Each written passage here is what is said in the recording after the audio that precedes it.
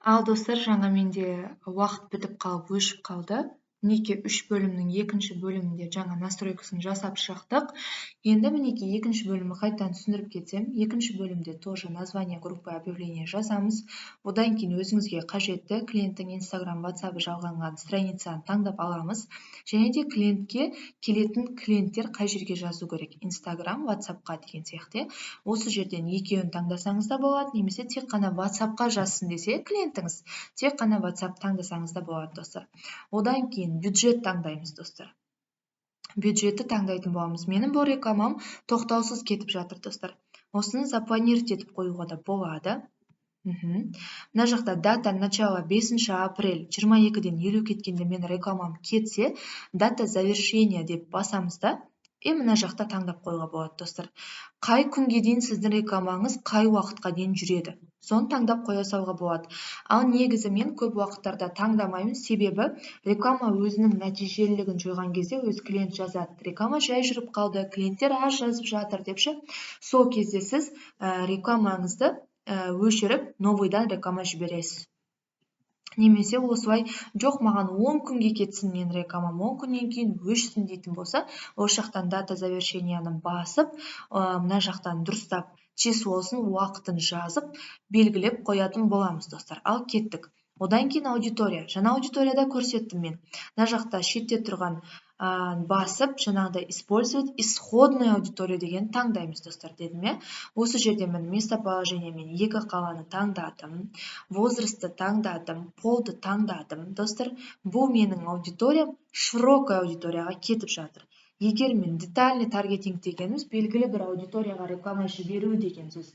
Мен белгілі бір рекламаны белгілі бір аудиторияға жіберсем де болады, широкая аудиторияға жіберсем де болады, достар. И сосын место размещения. Выбір место размещения вручную дегенді таңдап, тек қана Инстаграмды таңдаймыз.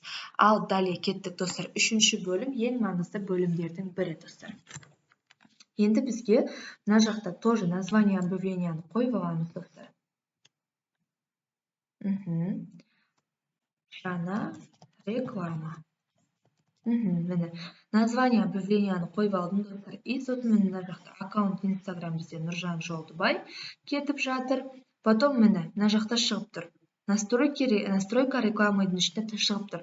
Одна изображение или видео. Бір ғана видео, бір ғана изображение жібере аламыз, достар.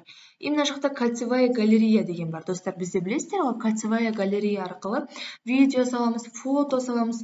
Мысал үшін кольцевая галереяны таңдасақ, достар, біз бірден 10-ға дейін фотоны рекламаға жіберсек болады. Немесе бірден 10-ға дейін видеоны рекламаға жіберсек болады, достар. Ал біз одна изображение или видео сол өтімдірек болғаннан кейін соны жіберетін боламыз, достар. Мінекей басынан бастап жаңа реклама тұр, бізде Инстаграм тұр.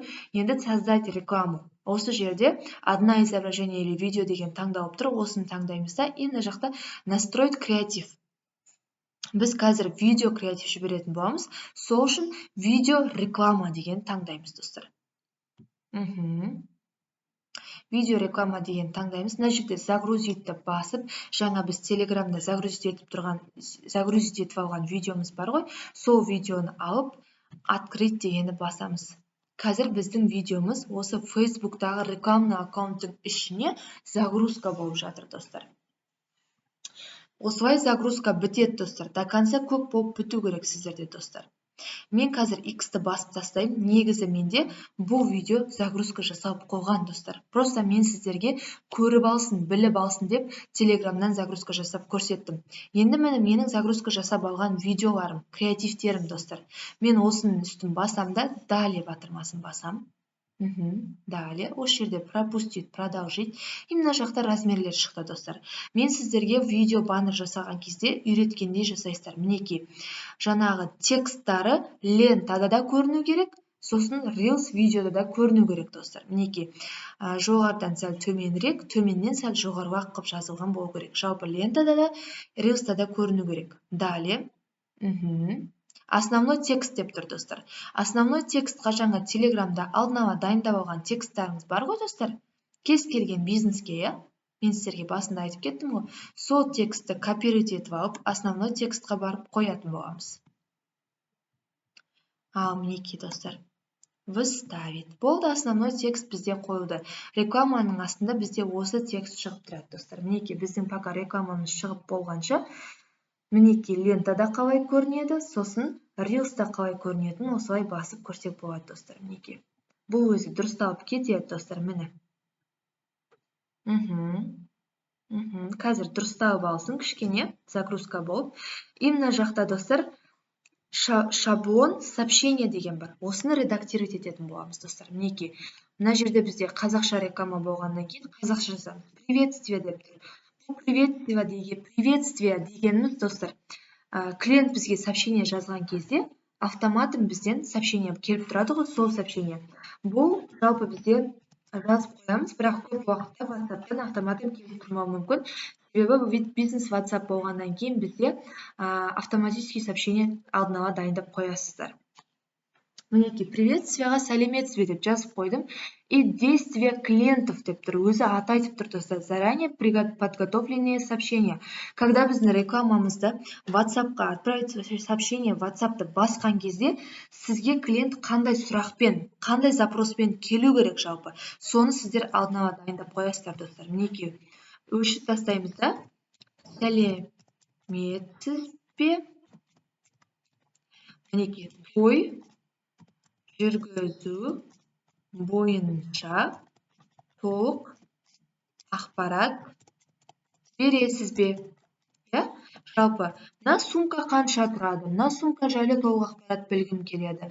Курс жайлы толық ақпарат білгім келеді. Мен мына мебельге тапсырыс бергім келеді деген сияқты. Сіз қандай клиентке реклама жібересіз, сол клиенттің, сол бизнеске клиенттер қандай сұрақтармен келеді, сол сұрақтарды алдын ала жасап аласыздар. Міне, сәлеметсіз бе, той жүргізу бойынша толық ақпарат бересіз бе деп бізге WhatsApp-қа осылай сообщение келетін болады, достар. Ал кеттік, сохранить ете аламыз. Достар, біздің жіберетін рекламамыз дайын. Қазір мына жақта подтверждение правок дегеніміз жасау жансын, сосын рекламаны жібере беретін боламыз. Мінекей, жасау жанды, достар. Бізде что-то мына жақта опубликовать деген жасау жанбай тұр. Рекламаға арналған видео завершение болсын дейді. Вот, завершение болды, осылай зеленый болып шығады сізде, достар. Мінекей, бізде жалпы, достар, 3 бөлімде красный жанбау керек. Красный свет дегеніміз, яғни ошибка деген сөз, достар. Мінекей, біздің жіберетін қазіргі рекламамызда ешқандай ошибка жоқ, достар. Барлығы дұрыс. Мен сіздерге бірінші бөлімді, екінші бөлімді, үшінші бөлімді қалай жасау керек екен барлығын түсіндіріп кеттім. Үшінші бөлімге тағы бір талдау жасап жүрейін, достар. Мінекей, үшінші бөлімде жаңа реклама деп атын жазамыз, инстаграмымыз шығып тұрады.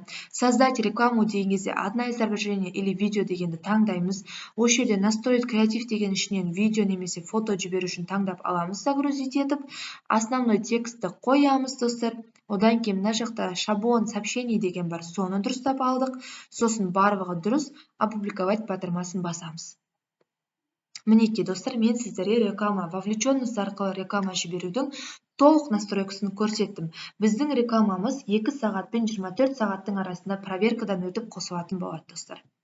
Клиентке айтасыздар, дәл солай 2 сағат пен 24 сағаттың арасында рекламаңыз қосылады, проверкада тұр деп айтасыз, Компанияның үстін бір баш жібереміз. Нет объявлений. Міне, достар, активный болып тұрған рекламамыз басында көрсеткен, ал мына нет объявлений дегеніміз жаңа новыйдан жіберген реклама. Қазір бір сағаттың көлемінде бұл проверкадан өтеді. Проверкада барлығы дұрыс болса, сіздің рекламаңыз өзі шығып кетеді. 24 сағатқа созылмайды, кейбір сложный рекламалар бір күнге созылуы мүмкін. На самом деле рекламаңыз 2 сағаттың ішінде уже жүріп бастайды.